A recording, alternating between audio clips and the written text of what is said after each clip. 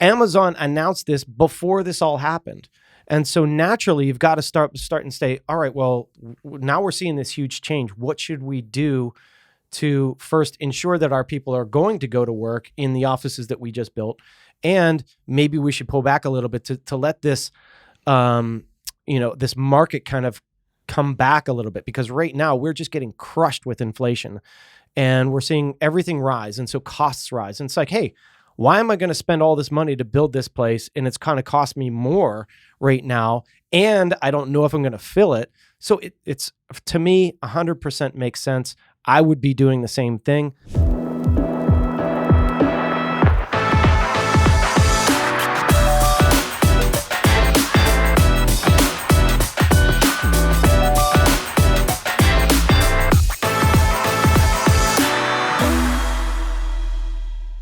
How's it going, everyone? Welcome back to another episode of the Shawn and Matt Show. My name is Matt, that is Shawn, and welcome to our show. Shawn, in today's episode, we're going to be talking about Amazon HQ2 halting their construction on their Arlington, Virginia campus. This is a major announcement happening in Arlington, Virginia, and we'll get into the ramifications of what we think will happen in the real estate market because of this move and because of all the layoffs that Amazon has had recently.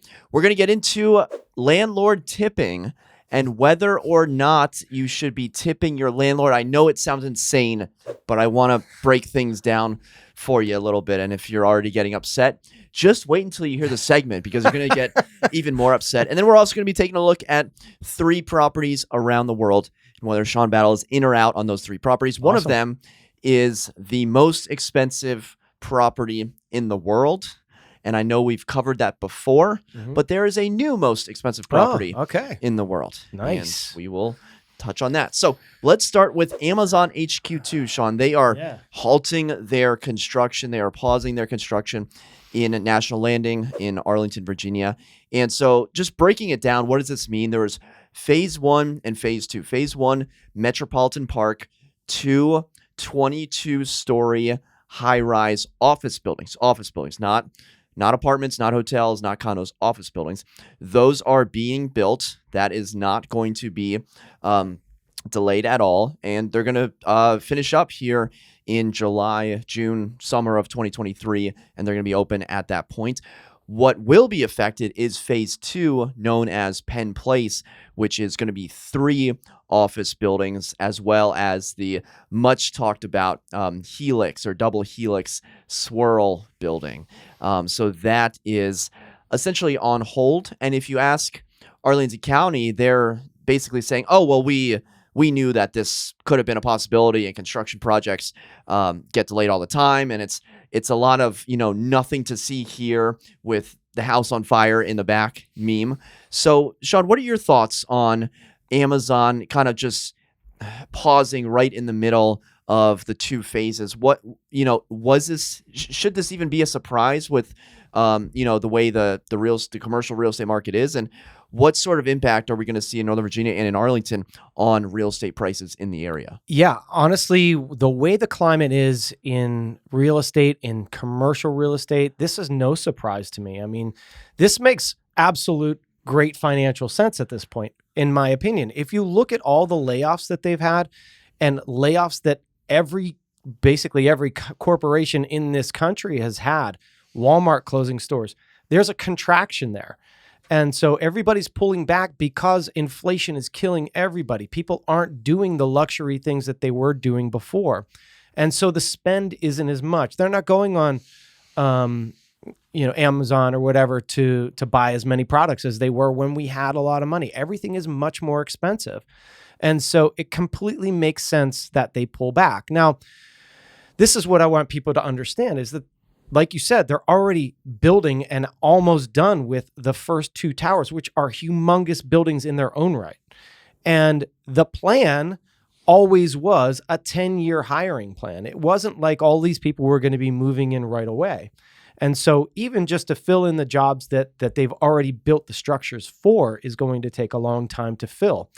And what are we, like 3-4 years out from the announcement? It was November 2018. November It is now 2018. March 2023. So 2.5 years. You can do the math on that. 4.5 years. 4.5 years. That went quickly, didn't it? Very quickly. Wow. 4.5 years ago. So 4.5 years ago when they announced, we saw huge spikes in values, especially in the condo market locally. The Amazon effect was 2019. Yeah. That was the Amazon effect. I was literally watching our video of what we thought was going to happen. And, we were saying, hey, rental market won't happen anything soon. Exact opposite happened, right? As soon as it was announced, everyone wanted to buy a condo, right? Yeah. In Crystal City, Pentagon City, National Landing.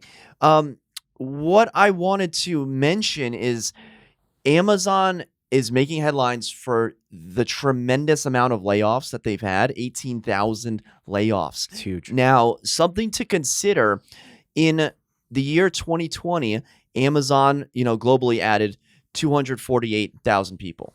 And in 2021, Amazon added 133,000 people. So when we're saying Amazon is laying off 18,000 people, well, they've also hired hundreds of thousands of people, and now they're laying off people. And when it comes to Arlington, they're not adjusting their hiring as of yet. They've already hired, I believe, 8,000 of the promised 25,000 jobs that they were going to bring to the area. Now, you'll ask people on Twitter and in the Instagram comments, hey, Arlington gave them all this tax money and they're doing this and that. And, as of now, Amazon and Arlington County are saying, hey, we're going to kick the can down the road.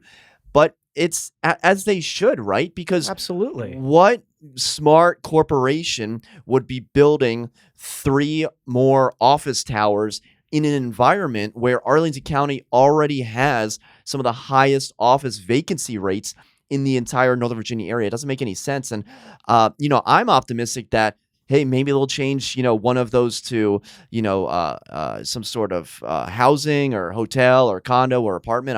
I don't know if that would be in the cards, but I do know that Amazon is requiring some of their workers to be in the office at least 3 times per week starting in 2023. So I don't know if we're going to come back on this in 2030 and say, man, we were so silly to think that they'd actually build these buildings.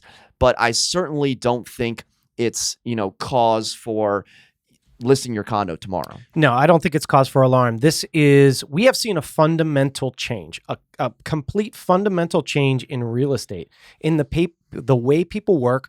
We've seen a great migration, a change in migration of what people's living habits and work habits have been. And Amazon announced this before this all happened. And so naturally, you've got to start and say, all right, well, now we're seeing this huge change. What should we do to first ensure that our people are going to go to work in the offices that we just built? And maybe we should pull back a little bit to let this, this market kind of come back a little bit, because right now we're just getting crushed with inflation and we're seeing everything rise. And so costs rise. And it's like, hey, why am I going to spend all this money to build this place? And it's kind of cost me more right now. And I don't know if I'm going to fill it. So it's, to me, 100% makes sense. I would be doing the same thing. Pull back in that regard. Don't build it. Wait a little bit. Wait till we get a hold of inflation. And like you said, all right, they've laid off some people, but they have hired hundreds of thousands before that.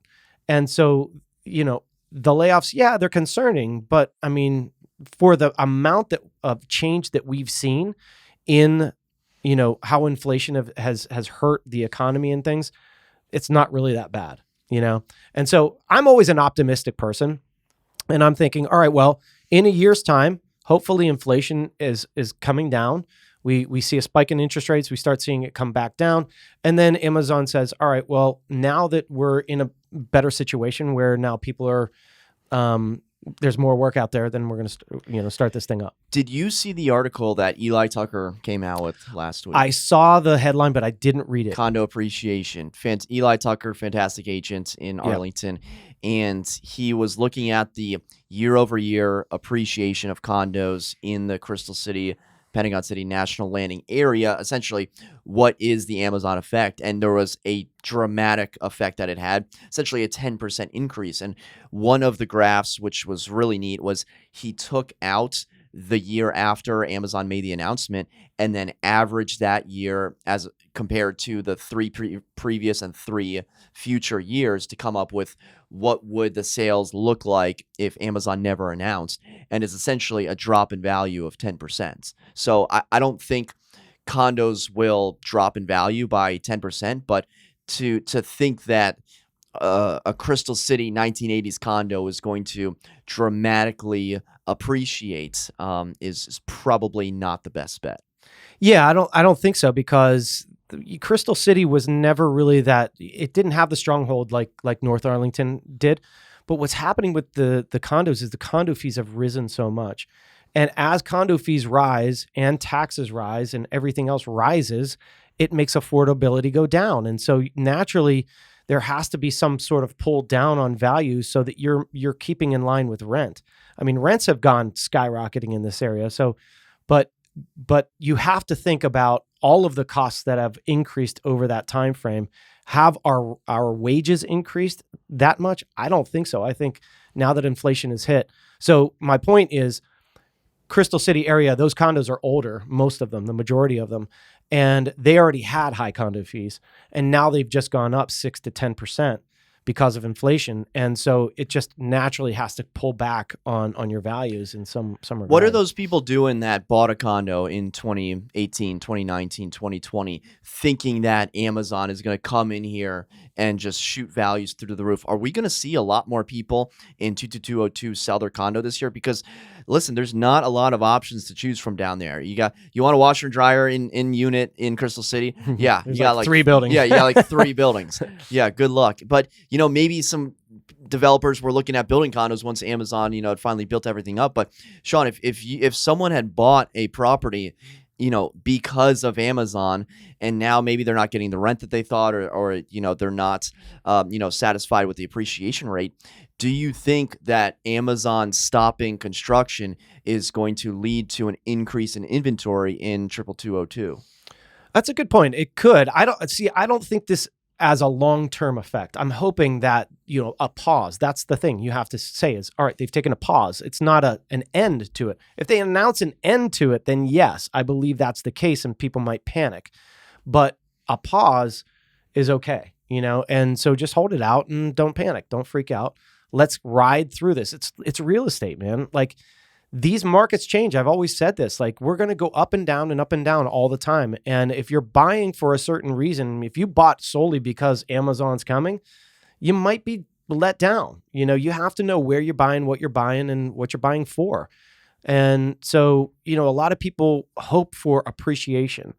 This area has been blessed with humongous appreciation in comparison with all of, a lot of other areas in the United States. So I think you should always buy with the thought of, does it cash flow? Does it make sense for my financials? And don't necessarily bet on the appreciation value, because you can get scorned quickly.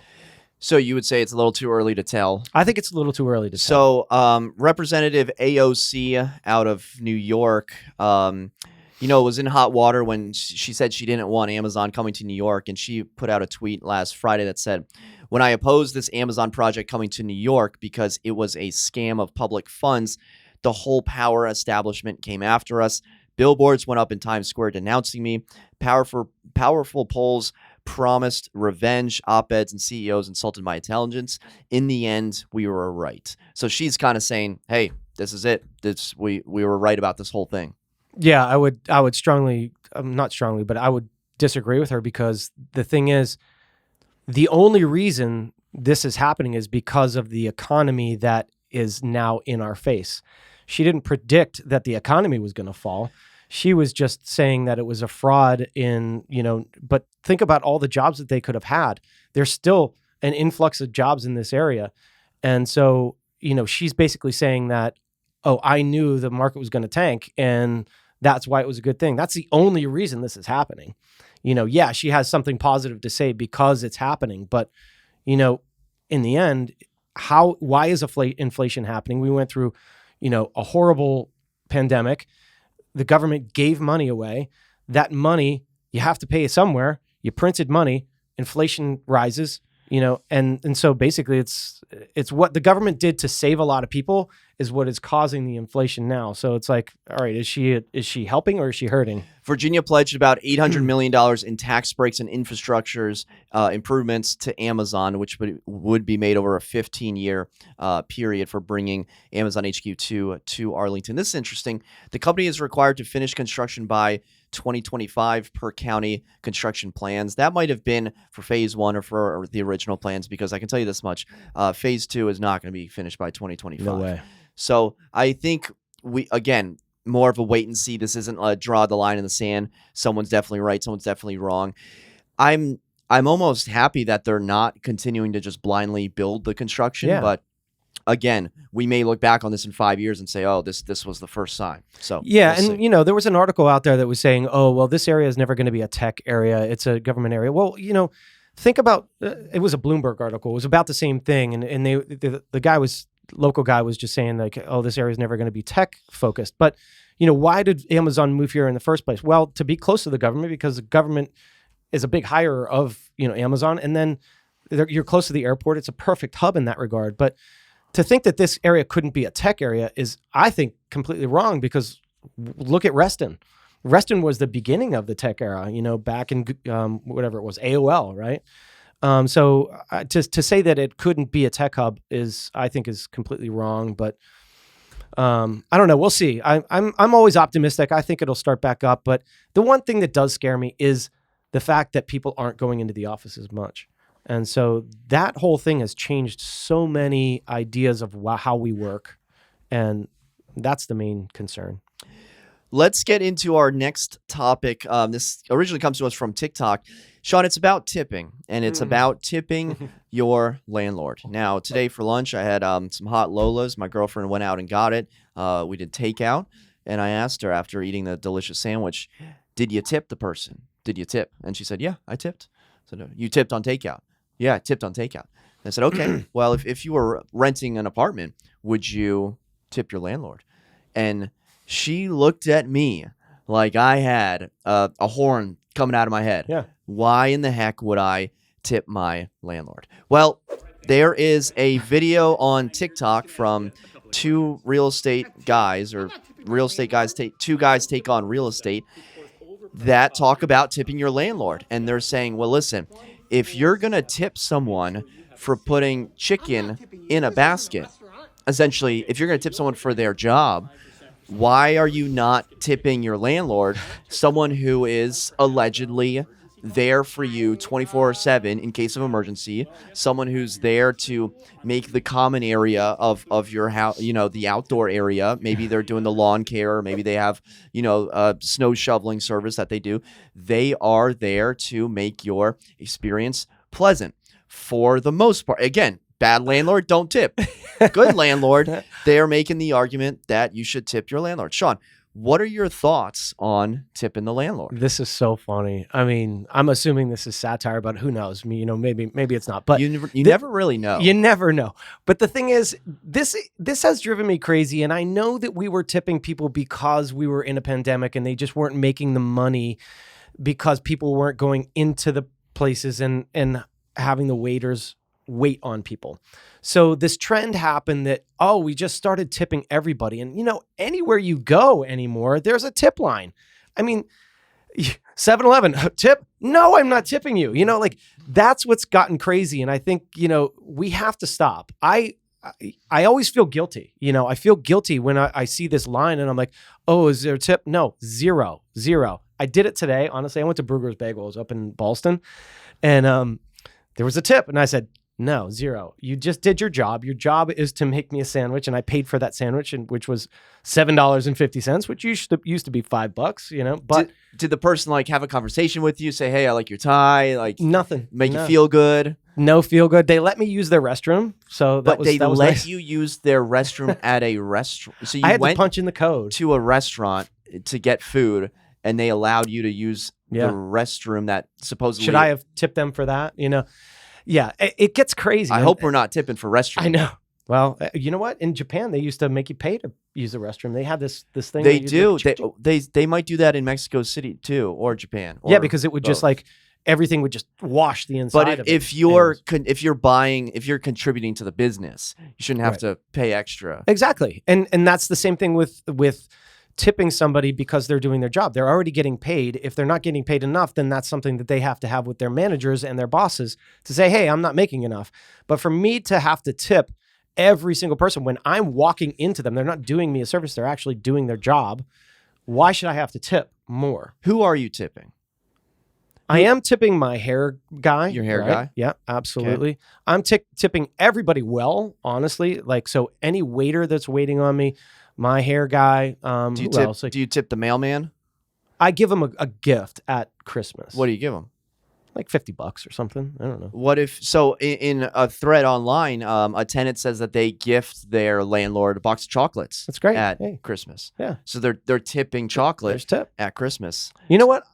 I think we should start this. We should have a tip line on the HUD-1, on the closing disclosure. Who agrees with me that if we do as real estate agents, this is tough times. A lot of the nation right now is suffering because there's not as many sales. So real estate agents aren't making as much money. So maybe there should be a tip line on that final closing document to say, hey, my real estate agent has done a great job. Their company is taking a lot of money. They're not making as many sales. Here's a tip. Thank you.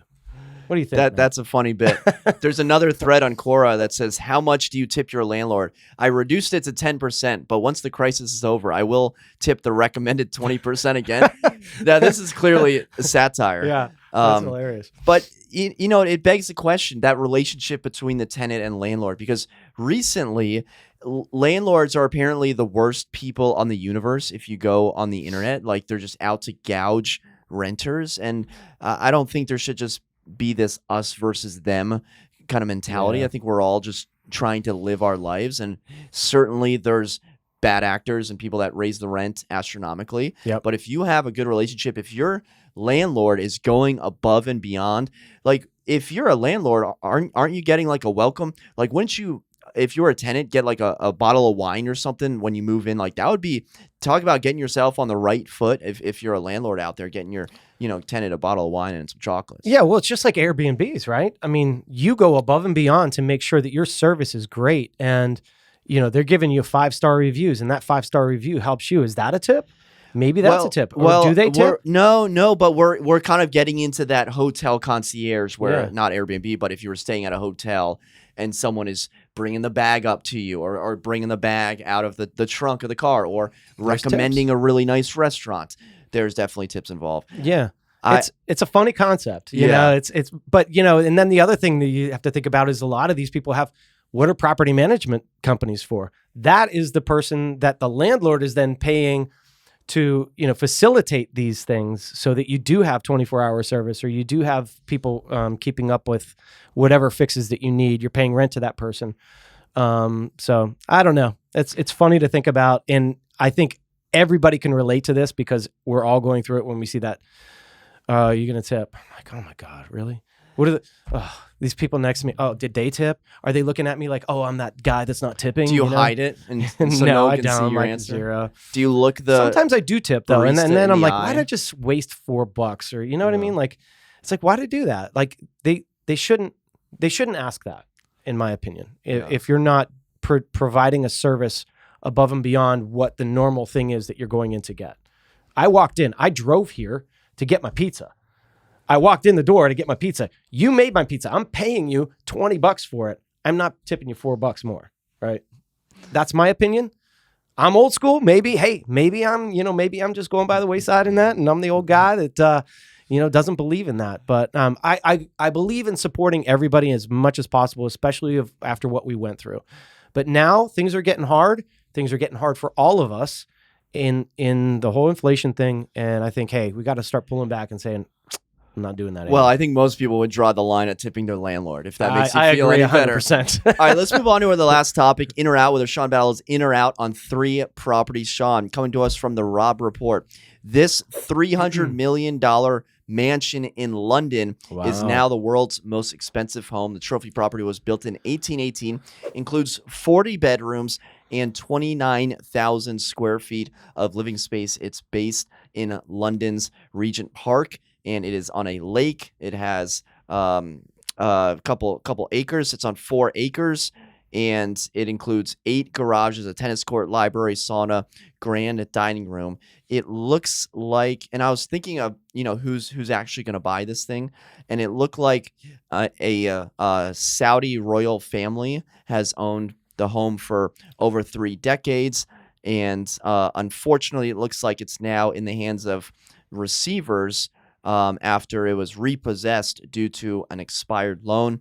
Now on the market for $300 million. So, Shawn, are you in or out on this $300 million most expensive property in the world? Matt, that picture right there, that first picture, yeah, that one, it looks like the White House, right? It is the White House of London. Okay, there you go. So it really does look like the White House. Me personally, I'm not an over-the-top kind of person. I don't need all this stuff. I don't need a 40-bedroom place. I think this is perfect for a royal family. That's what you would think somebody that would buy this, right? It's a castle, basically. It's got to be a royal family, or it's got to be a 40-room hotel. So it's very cool, but it's too much for me. I don't need that, and I don't got no $300 million. So if you were to do $300 million on a White House in London versus $250 million on a penthouse in Central Park, are you out on both, or were you in on the Central Park penthouse? I forget. Penthouse, Central Park. Remember that one? Ryan Serhant's new listing? Yeah, that thing was sick. I mean, that's cooler though. I don't know.